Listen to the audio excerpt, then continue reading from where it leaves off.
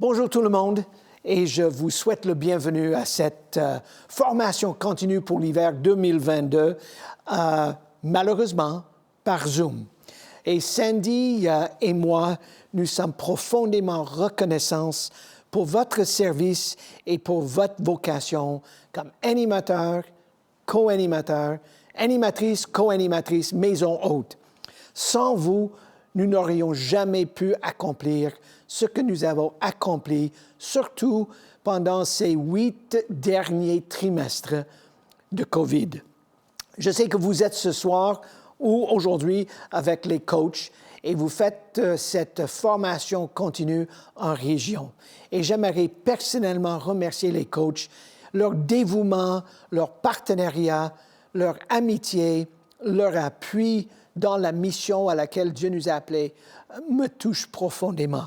Et Sandy et moi, nous vous remercions du fond de nos cœurs.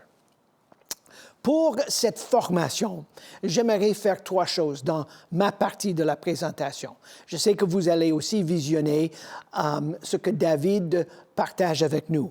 J'aimerais commencer avec une brève réflexion biblique pour orienter la prochaine saison de nos 5 à 7. J'aimerais vous donner un état de la situation et un besoin en particulier dont nous avons besoin. Et j'aimerais vous donner 4 questions que nous avons préparées comme coach pour vos discussions suite à ce vidéo. Je prépare cette présentation pendant que j'enseigne un cours pour mes étudiants de 2e cycle en théologie pratique. Et on étudie la petite lettre que Saint Paul a envoyée à Philémon. C'est une petite lettre de 335 mots dans le texte grec.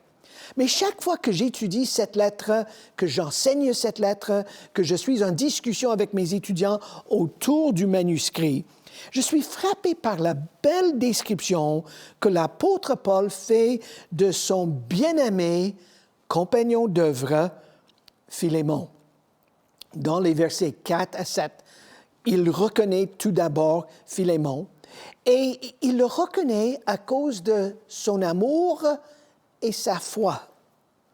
Et ensuite, il élabore. Tout d'abord, quand il parle de la foi de Philémon, il ne parle pas de simplement sa confiance en Jésus-Christ. Non, il parle de sa communion de foi. C'est comme il dit, oui, c'est vrai, Philémon, tu crois en Jésus, tu l'as accepté, tu le suis, mais ta foi, elle est relationnelle. Ta foi crée un partenariat, une solidarité. Tu crois tellement en Dieu, tu as tellement de foi en lui que les autres gens se joignent à toi dans cette entreprise. Mais Paul continue et il parle de son amour. Et ce n'est pas simplement une description philosophique ou simplement une description générale. Non, il dit, j'ai la joie et la consolation à cause de ta foi parce que par ton amour, tu tranquillises, tu rafraîchis. C'est comme il dit, ton amour, Philémon, c'est comme une bonne tasse de chocolat chaud au milieu d'un hiver québécois. Donc, ce qui est frappant, c'est que la description de Paul me fait penser à vous, animateurs, co-animateurs, maison hôte. Vous êtes les gens qui pratiquent la foi et l'amour. Vous êtes fidèles, mais vous êtes les gens qui aiment inconditionnellement les gens dans votre groupe. Donc, moi, j'aimerais vous encourager cet hiver et ce printemps de développer davantage ces grandes vertus théologales. La foi, l'amour, mais n'oublions pas l'espérance. Donc, par la puissance de l'Esprit, demandons à Dieu de cultiver en nous une plus grande confiance en lui, mais aussi une communion, une solidarité, un partenariat où les gens dans nos 5 à 7 croient davantage en Dieu à cause de vous et votre leadership dans les 5 à 7. Je vous encourage de développer ces disciplines par vos pratiques journalières. Je veux que nous soyons connus comme les gens dans nos 5 à 7 qui sont pleins de foi, mais qui aiment l'autre inconditionnellement. Donc, ça veut dire que par notre foi et par notre amour, nous allons les mettre en action. Par exemple, l'amour n'est pas simplement une idée abstraite. Il n'est pas non plus une émotion centrée sur les besoins de soi-même. Non, l'amour, c'est un engagement qui demande, qui exige des sacrifices. L'amour est un acte de respect qui trouve ses délices en prenant soin de l'autre. Et n'oubliez jamais, dans 1 Corinthiens 13, quand Paul décrit l'amour, sa description est toujours avec les verbes d'action. L'amour patiente. L'amour pense au mieux de l'autre. L'amour espère. L'amour ne flanchit jamais. Et mes amis, je vous encourage qu'en cultivant la foi et en pratiquant l'amour, vous allez vous démontrer comme les gens qui sont capables de former d'autres. À la lumière de cette réflexion, je vous encourage dans votre discussion ce soir de prendre le texte dans Philémon, chapitre 1er, parce qu'il y a juste un chapitre, et discuter ensemble cette description de Paul sur Philémon et trouver des points d'application pour votre leadership dans votre 5 à 7. Mais voici l'état de la situation à l'heure actuelle. On a terminé à décembre 2021 avec 91 groupes sur Montréal, dans la grande métropole, avec les groupes à Gatineau et avec les groupes à Québec. Et nous avons maintenant presque 800 personnes qui se rencontrent chaque semaine dans un 5 à 7. Mais mes amis, la liste d'attente est grande. Nous avons les gens, surtout qui habitent l'île de Montréal et qui habitent la région de la capitale. Et nous n'avons pas assez d'animateurs et animatrices et pas assez de maisons hautes pour répondre aux besoins. Donc, voici le défi. Moi, je vous encourage de prendre ce que Saint Paul a dit en Galates très sérieusement. Il a écrit, « Ne nous lassons pas de faire le bien. Nous faisons une belle œuvre. » Mais mes amis, nous ne pouvons pas se contenter de ce qu'on a fait. Nous avons une tâche énorme et il faut que nous soyons diligents. Et je vous encourage, par la pratique de la foi et par la pratique de l'amour, de continuer, malgré les conditions dans lesquelles on se trouve avec ces consignes sanitaires qui pèsent lourdement sur nous. Mais, malgré la liste d'attente, moi, j'aimerais vous encourager de prendre l'initiative d'inviter des nouvelles personnes de se joindre à votre 5 à 7. J'aimerais vous encourager de prendre le défi sérieusement et vous multiplier encore cet hiver et ce printemps.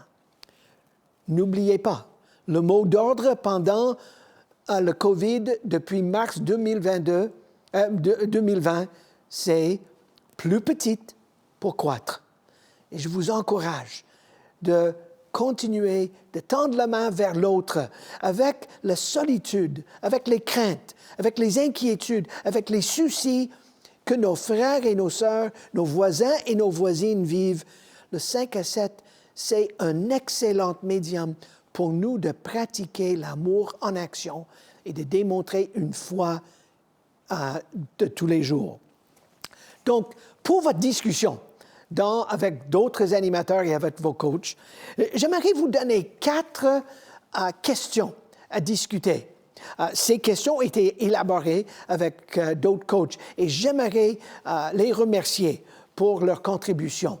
Donc, voici les 4 questions à discuter lors de cette formation continue. La première est la suivante. À la lumière de la mission de la chapelle existe pour que les gens qui sont loin de Dieu deviennent des disciples de Jésus qui en forment d'autres. Donc, à la lumière de cette mission, quels sont les avantages et les désavantages de rester les mêmes personnes dans votre 5 à 7?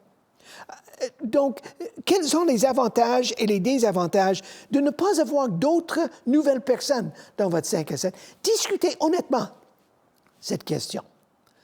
Deuxièmement, en tant que 5 à 7, où est-ce que vous vous situez concernant ces avantages et ces défis de ne pas recevoir de nouvelles personnes? Donc, discutez comment est-ce que vous vous sentez face à ce défi. Troisièmement, un 5 à 7 devrait-il toujours recevoir de nouvelles personnes? Et y a-t-il des raisons de rester les mêmes? Y a-t-il des raisons pour considérer d'inviter d'autres de se joindre? Est-ce qu'il y a des avantages de considérer de se multiplier? Et ma quatrième question, je l'ai déjà posée, mais d'une façon sous-entendue. Maintenant, je le pose directement. Quelles sont les initiatives que nous allons mettre en place pour former des nouveaux animateurs et d'inviter des nouvelles maisons hôtes dans les 6 prochains mois? Donc, les 4 questions, vous avez sur l'écran. J'espère que vous avez pris note de ces questions. Et je vous invite maintenant, dans votre discussion, à échanger là-dessus. J'aimerais que chaque coach revienne avec vos suggestions et avec vos idées pour que nous puissions aligner nos buts et nos initiatives pour faire avancer la mission que Dieu nous a donnée à la chapelle. Donc, mes amis, encore, Sandy et moi, nous vous disons merci. Et j'aimerais terminer cette présentation. Permettez-moi de prier pour vous et pour votre discussion ce soir. Seigneur, je te remercie pour mes collègues qui sont sur l'écran ce soir. Et je te demande que ces gens, ces personnes qui sont tellement précieuses pour l'avancement de ton règne, soient reconnus comme les gens de foi et les gens qui mettent leur amour en action. Je prie pour nos 5 à 7.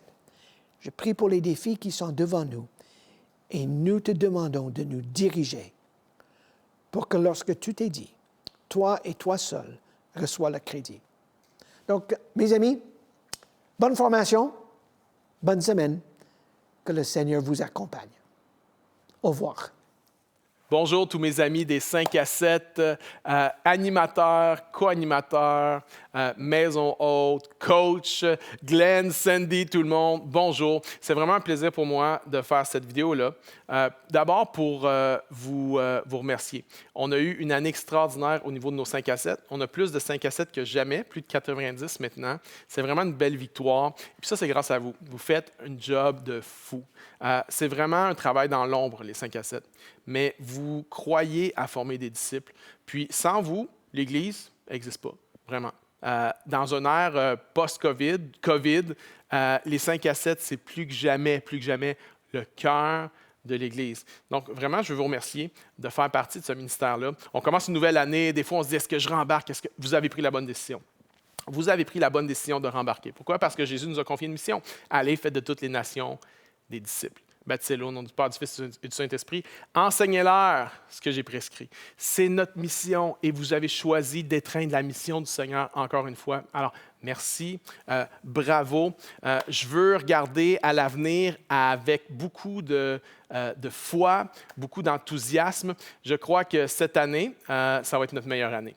On va aller plus en profondeur. On va avoir plus de gens dans nos 5 à 7. Maintenant, je suis fier de vous dire, je suis heureux de vous dire que tous les gens dans l'équipe, tout le staff, tout ça, tout le monde est dans un 5 à 7.